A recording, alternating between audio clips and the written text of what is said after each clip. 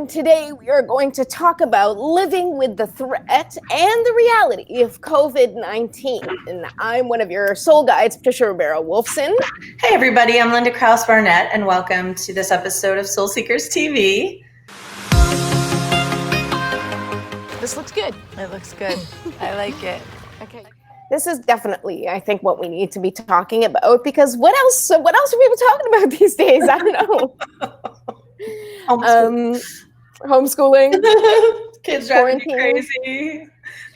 Whether we're going to, what was one of the things I saw, whether we're going to Alcoholics Anonymous or something else at the end of this, right after we all go to the salons, right? Hello. It's been my favorite thing to see your multiple hats online. It is one of the highlights of my day. It's seeing what on earth is she going to come up with today to put on her head. Yes, I have a very big surprise for today. That's awesome. I'm just going to run out of household supplies by the time my roots actually get done. Don't forget to use the colander. Longer and longer and longer. Good. Go with the colander. Exactly. Don't forget to go with the colander one of these days. Or a lampshade. Yeah, exactly.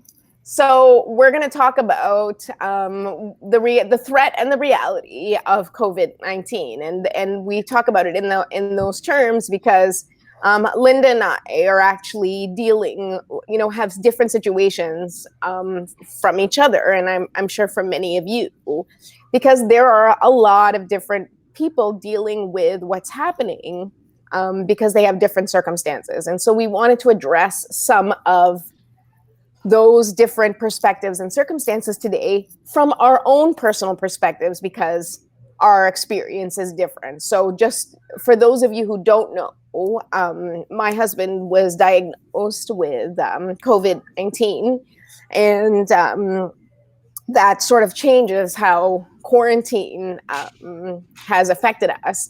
It also changed everything for us in terms of this experience.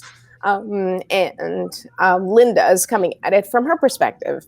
So for those of you who don't know, my husband's a pediatrician, and so he had exposure early on to the virus because he had patients who were exposed. And as many of you may know, children don't always show the symptoms, but they are carrying the virus. So at some point he was exposed, and he was home for 2 weeks, just really, really struggling. And my husband is 49 years old and a relatively healthy man. No medical issues, keeps in shape, eats healthy, all of the stuff that you think are good to do in your life. And he got completely slammed and shut down with this virus. And he was home for 13 days with fever, and really was not functioning very well. And it didn't appear that his breathing was affected. But eventually we thought it was time to take him to the hospital to see if he could get support. And it turned out that his oxygen was in fact low.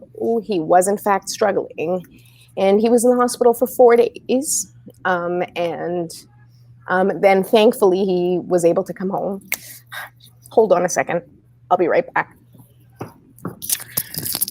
So one of the things that, since she's taking a break, I will say, when you have someone close to you who's dealing with this illness, the question is, like, how do we help and support our friends and family that are sick when we can't get close to them?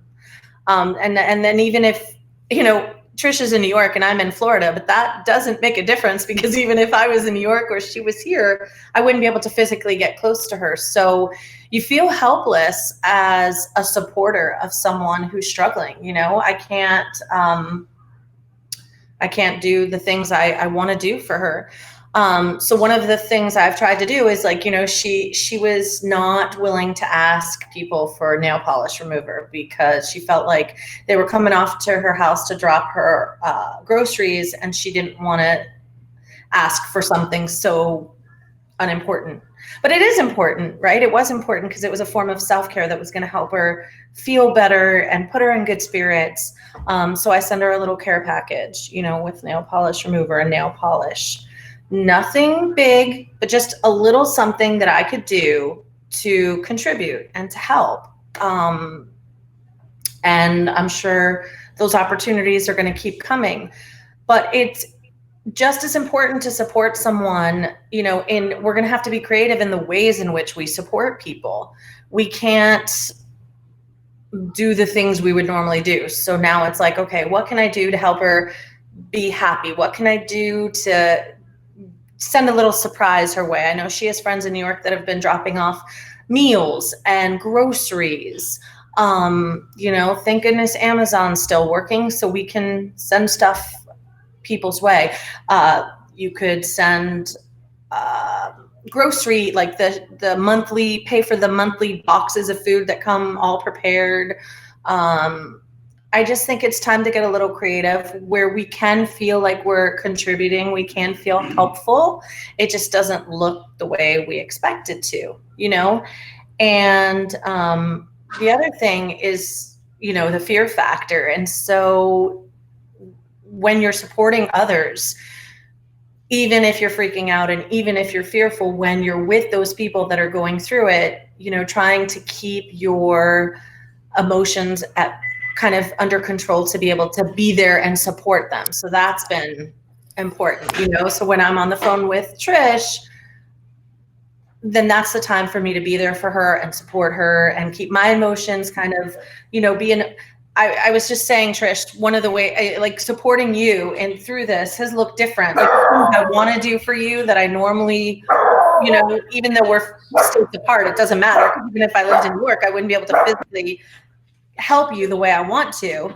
But I was saying that we have to get a little creative in the way that we support the people we love who may be going through this and come up with ideas and ways that, send them a poem, send them a joke, something that makes them smile, just little things that are not the way we normally help, but that just still make us feel like we're contributing to the well-being of the families of those we love who may be suffering. Sorry, now my dogs decided to go crazy. It's okay. It's like, this is actually a really great representation of what dealing with this virus in my house has felt like. Yeah. It's like, if it's not one thing, it's another. It's like putting out fires. It's hold on a second. Okay. Mr. doesn't bark at all. Decided to bark today. It's okay. He's allowed to have his COVID moment too. Yeah, well, he's like, there's neighbors across the street that are he's like, yay, people! He's like people, but he's like losing his mind at people who are across the street standing in front of the neighbor's house. And they're like, I guess they're talking. So I'm hoping he's not going to bark the whole time. Just chill, dude, chill. So it's been a little bit like that. It's been a little bit like that here with, there's, of course, Scott's health, which has been the biggest issue. Hold on a second. Yeah, so she's got Scott who's sick. She's got 3 boys at home that are homeschooling. We're doing Soul Seekers TV.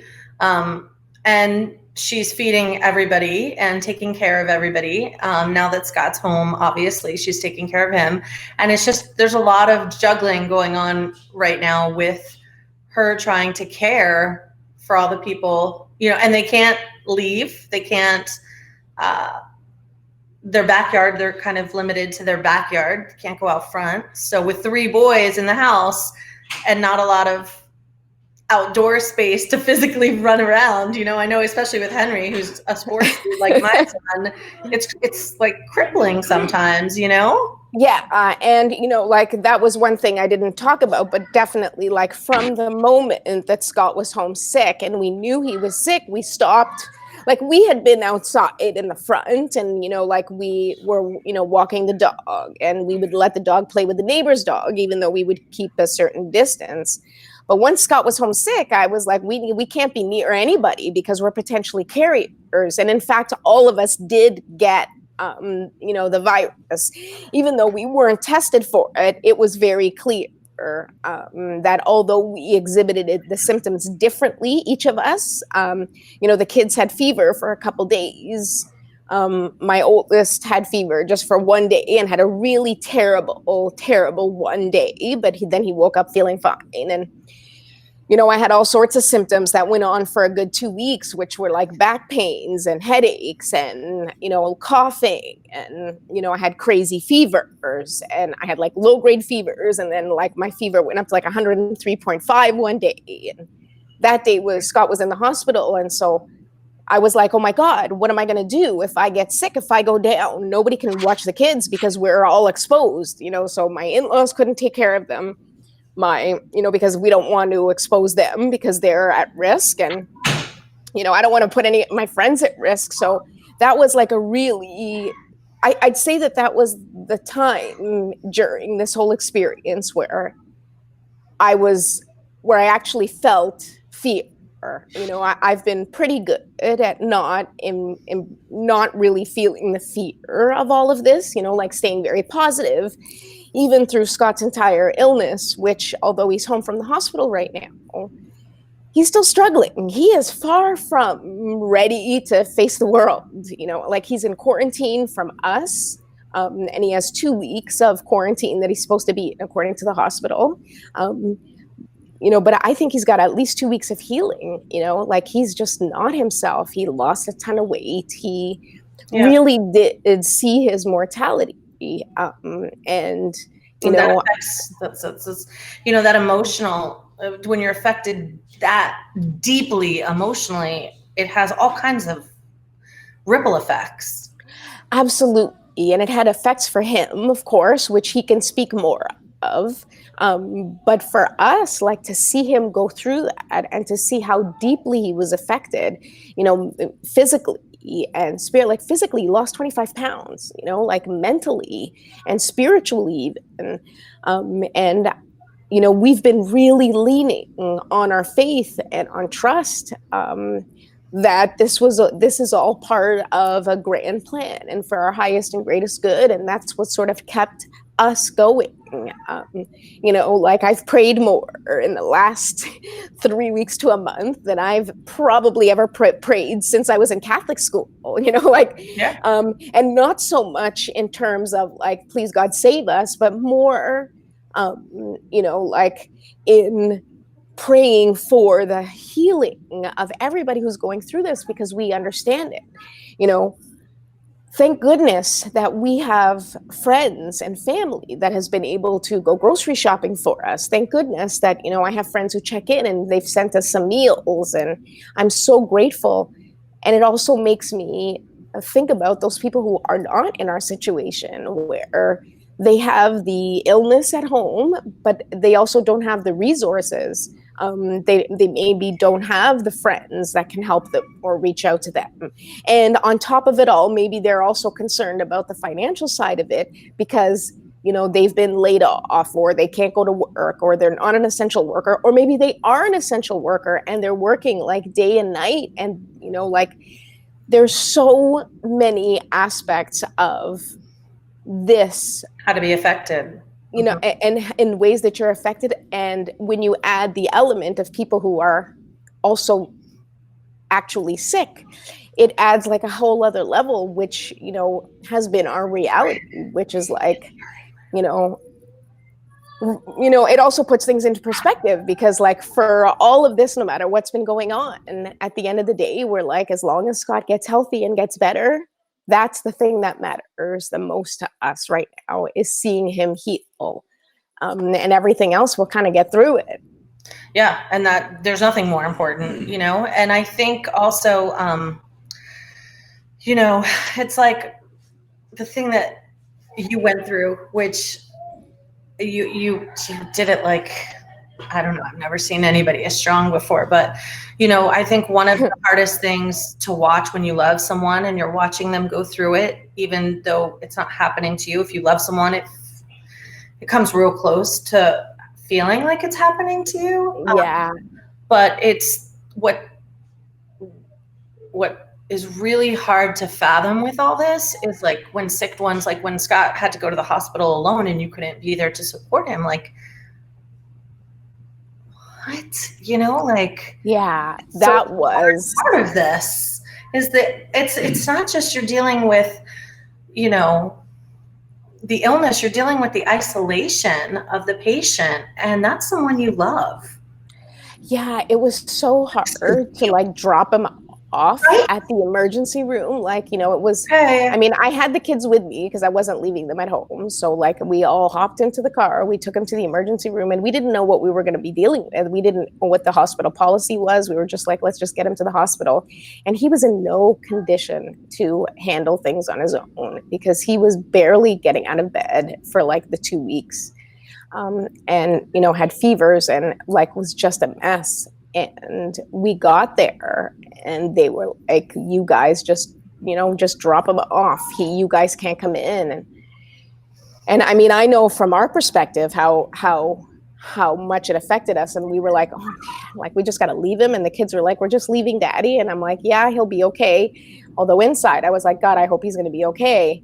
You know? And then Scott, like, having to face his own, like, am I going to be okay? Is this the last time I'm going to see my family? Like, you know, now he told us, like, he really did think that, you know, am I going to make it out of here? Am I going to be left in this hospital by myself, you know, and die by myself? And, you know, thank goodness for us, that wasn't our reality, but there's a lot of people out there who that's their reality, that they are being dropped off at the hospital and they're not coming home and they don't have their family around them to help them and to make them feel better. And that's such a devastating part of this experience for any families that are going through that.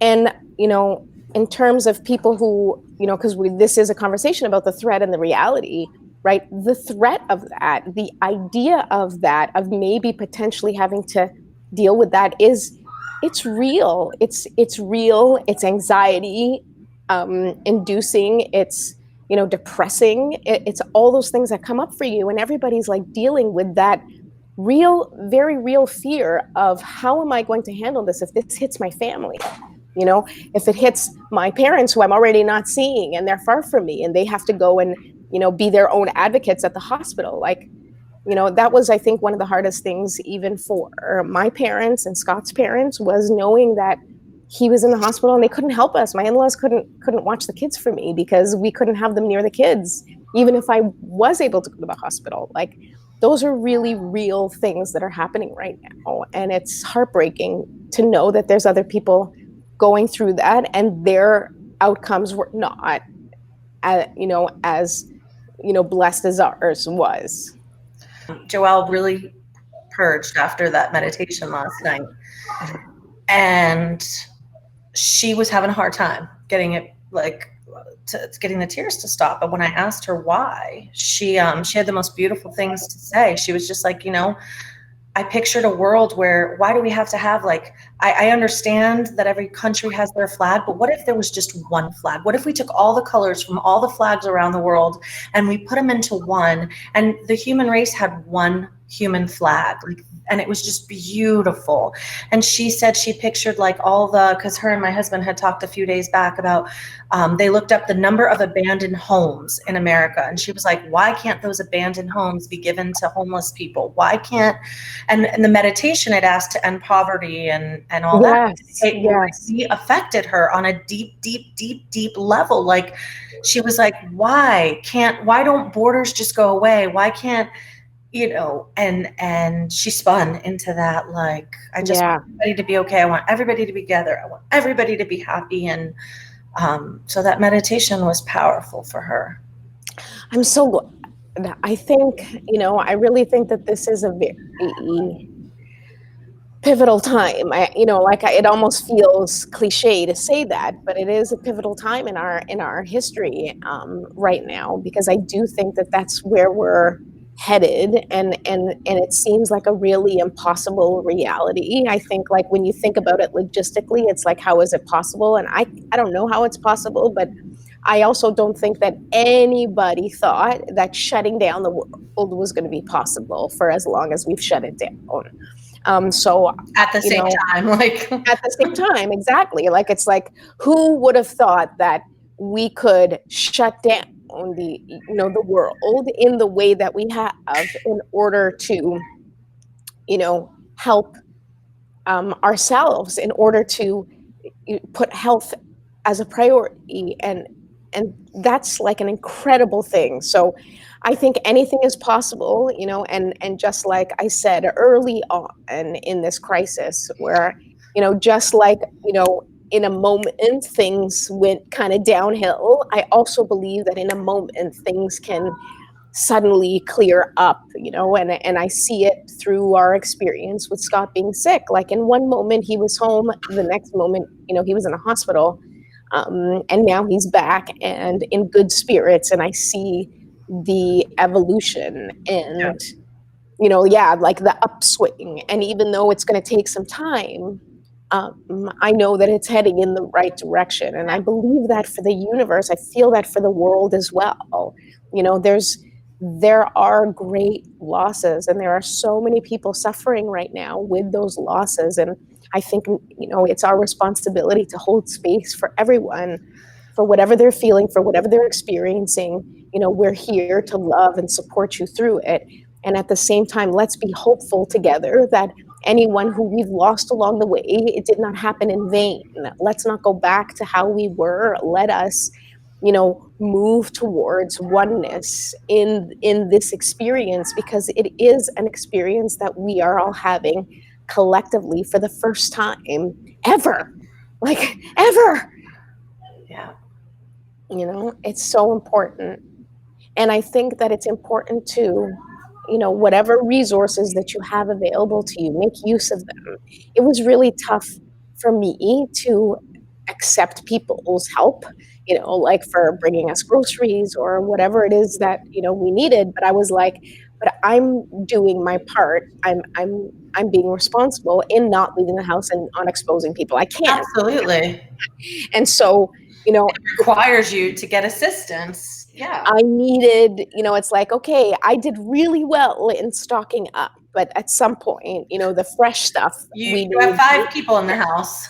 Yes. A lot of mouths to feed. I have, boys who like snacks all day, like, And I'm not joking, like, like we've even been saying to the kids, like, you cannot snack all day, because you just can't. It's not, unfortunately, things have to last longer, and we just gotta kind of ration out. And they're like, what? That's a whole new paradigm. That's a whole new conversation. That's a whole new, like, no, we don't have abundance of everything at this moment. That will come, but for now, like, and that's just you realize how gluttonous, like, yeah, how much we are just like consuming. Yes. How much we consume. Oh my God, yes.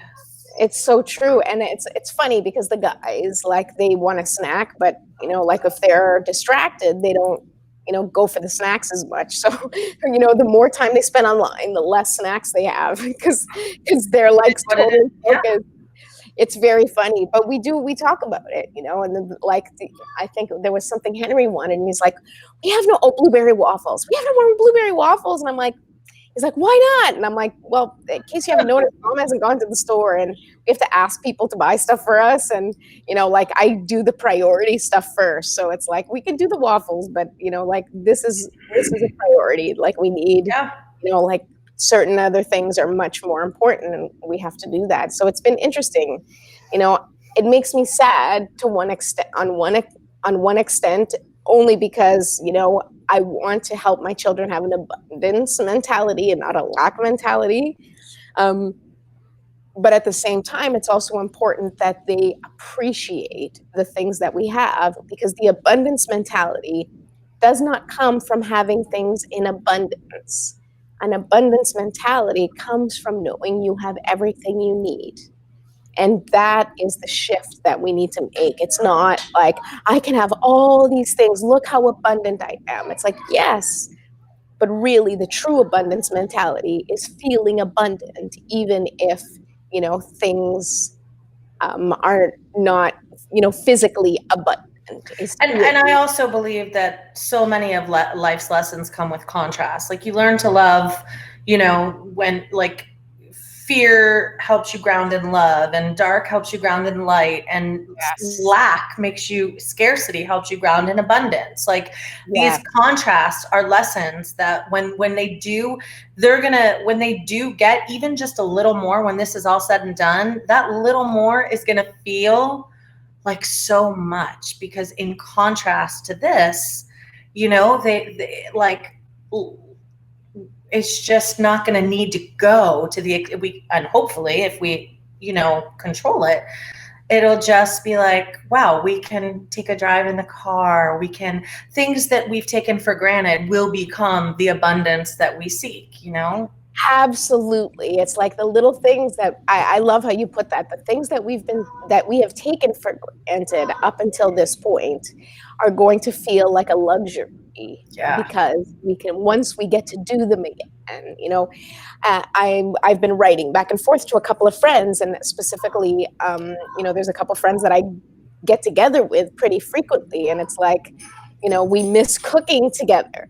I have a friend who comes over, and the two of us usually will come up with some recipe, and then we'll, make something together. And it's like, just like something as simple as that, you feel it. And I already kind of took it, as I was always very grateful to have that experience as it was. But now even more so, like when I finally have my friend over and we can finally cook again, it's going to be like so exciting to do that. Yep. We Zoom called yesterday with a bunch of my friends from, there was like 6 of us, and we had a Saturday night wine and pajama party, and it was so good, just like, I couldn't physically be with them, but I got to see them. I got to see their faces. We got to catch up in our lives in a way that we haven't gotten to. We all had our glasses of wine with us, and it was just really, it felt connected. And the one common thread throughout the call last night was just like how much we love each other, how much we appreciate each other, how much we couldn't wait to hug and kiss. And like, there was just, the friendship almost seemed to sink into a deeper resonance, like we felt like even a deeper love, if that's possible, Yeah, I totally agree with you. I mean, and we've talked about that before. In terms of like how much more contact and connection we have now with certain people, certainly with me and my family. We talked about it during the summit, where I'm talking to my parents and my brother a lot more now than I have ever, because we just, not that we didn't want to, but just like, life and things, and you just don't call.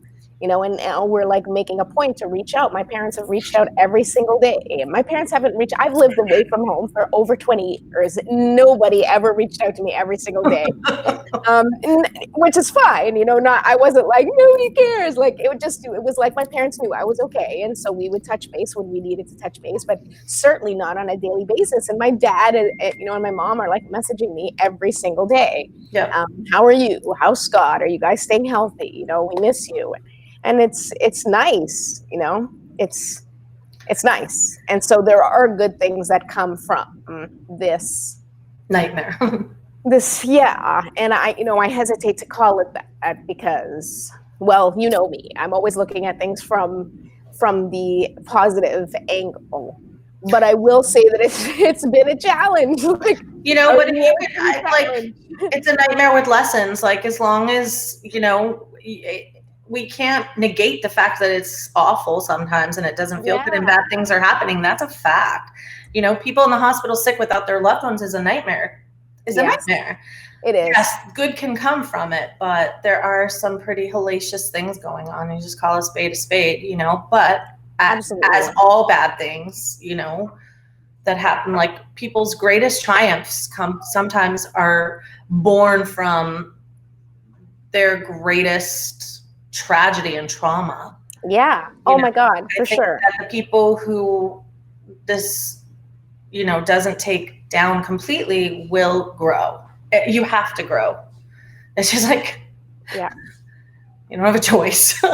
So I think that we'll have a better humanity, and that will help to kind of give purpose to the people who have sacrificed for this.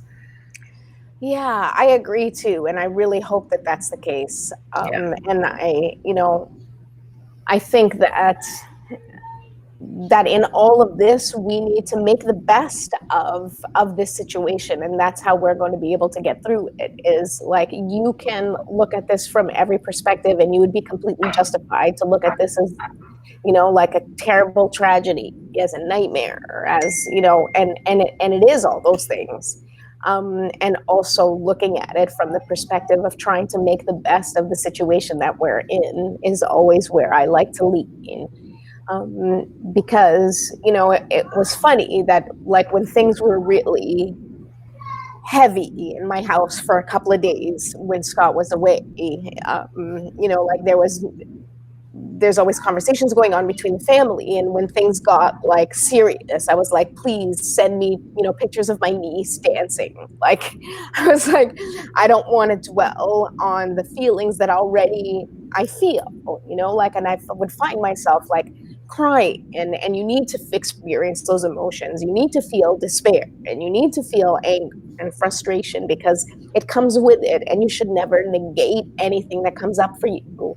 And my only philosophy is to not try and dwell in those feelings, because when you're dwelling in those feelings, you'll find reason to dwell. You'll find reason, and there's plenty of reason out there right now to dwell if you choose to, and all of the ways that our lives are being disrupted and ruined, and all of the things that still could happen and could come. And I can have, my brother is like my brother's in like the prepper community, so like they're always waiting for the apocalypse. He's not full on there, but pretty close, so he'll talk to me and he'll be like, watch out for then now the military, and we're gonna this, and don't be scared if this happens. And I'm like, I can't talk about this right now. I know. Even on my call last night, my friends were like, oh, they're saying that even if this goes away, like the next flu season, it's cyclical and it'll come back. And I was like, la, la, la, la, la, la. I know, you're like, just like, I was like, I cannot hear that shit right now.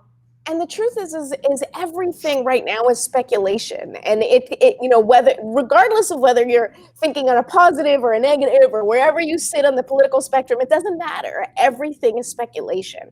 And so, I choose to, flood my energetic information, my energetic input. I choose to flood it with the possibilities.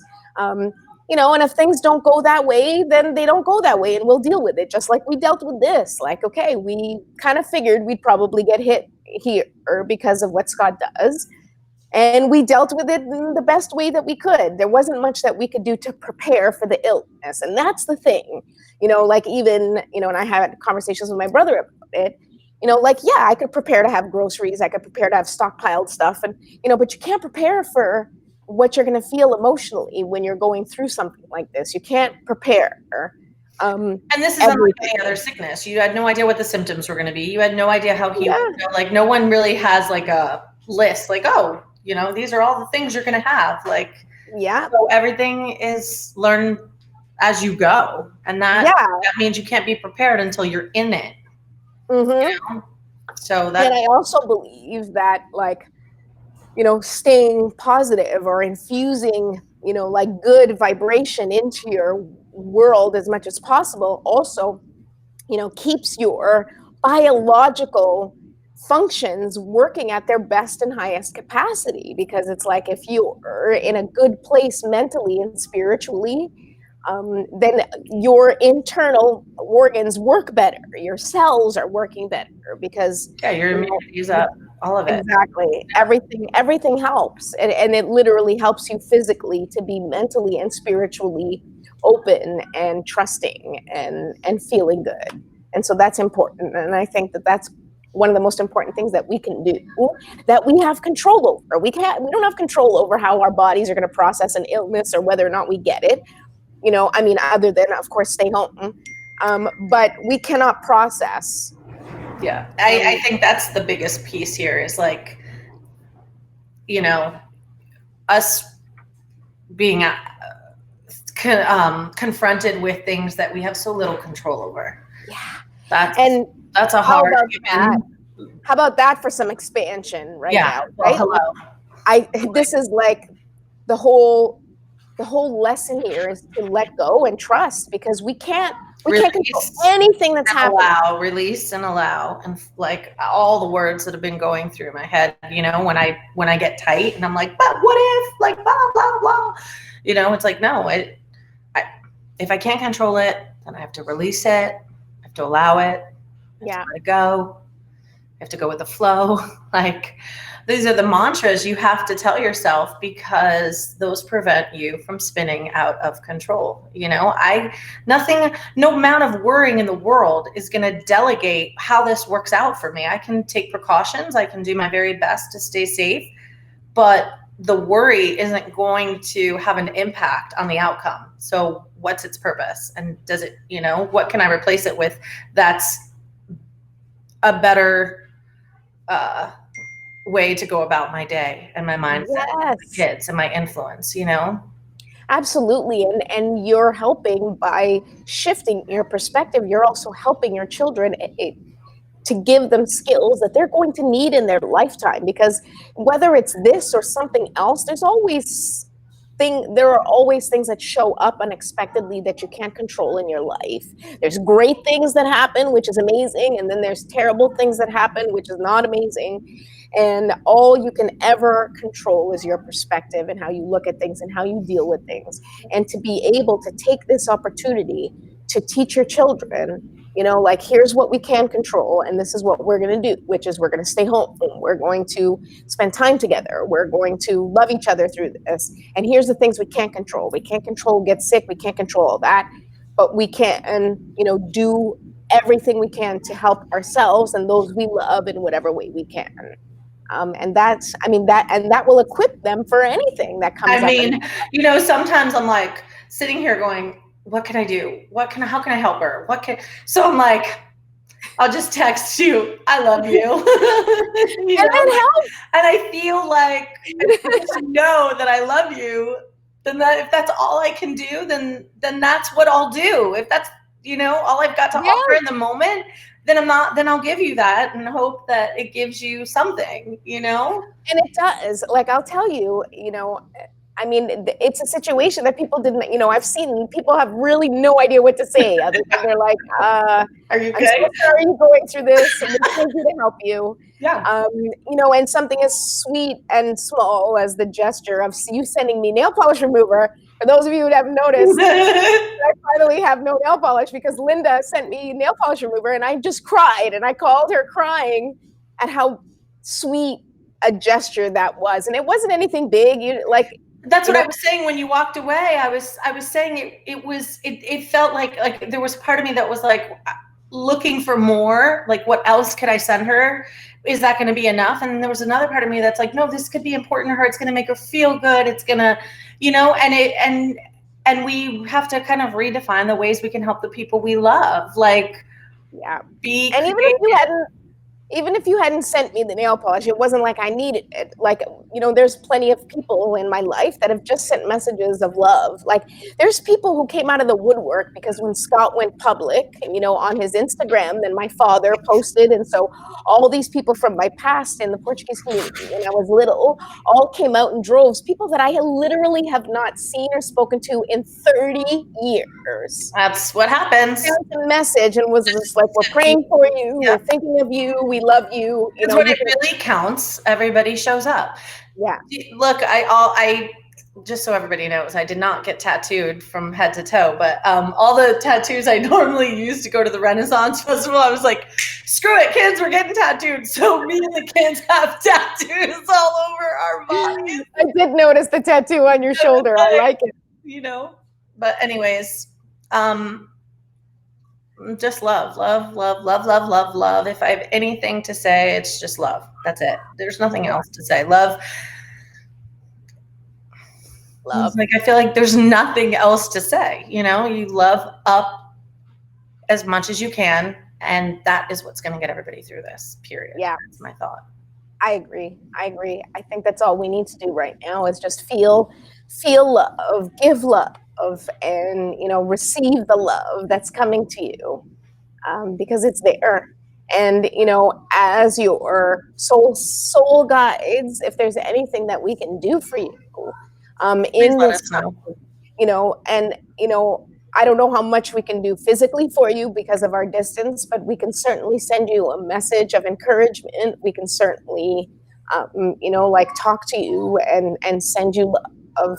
And if you have any questions, or you want to just discuss with us what's going on in your own life, or somebody to share some of your stuff with, we're here for you, and we want you to know that like you're an important part of our community, and we appreciate you. So please, don't be shy, and don't hold back if you need some extra support. And we have a community of people that maybe we can't help you, but somebody else can help you. So let us know what's going on with you. Because we're in this together. Like we used that for our summit, but it wasn't just BS. We really feel this, that we are all in this together. And if we can be of service to you in any way, just reach out to us and we'll help in whatever way we can. That's it. That's it. We'll see you very soon. Okay. Bye, everybody. Bye.